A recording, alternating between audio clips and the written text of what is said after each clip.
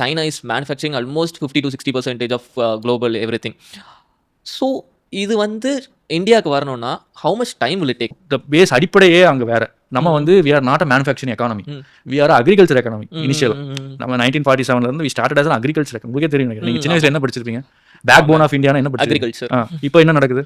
அதுவுமே நம்ம ஒழுங்கா பண்றது இல்லை. கரெக்டாக சர்வீஸ்ல தான் இப்போ 90s ஷிஃப்ட் சேஞ்ச் ஆச்சு. கரெக்டாக we are right now it's a service economy. Most of the IT services are right from 90s. இப்போ வந்து ஐடி தான் major. Liberalisation and privatisation exactly. From TCS start பண்ணாங்க, Wipro, Satyam, Mahindra, then L and T, HCL, எல்லாமே அதுக்கப்புறம் CTS, எல்லாமே அதுக்கப்புறம் வந்து பூம் ஆனது. அதனால தான் இப்போ Indian engineers are everywhere. So Indian people எல்லாமே எங்கேயுமே எதுவுமே நடக்காதுங்கிற மாதிரி இப்போ ஒரு even the CEOs of the most biggest companies எல்லாமே இந்தியன்ஸ்.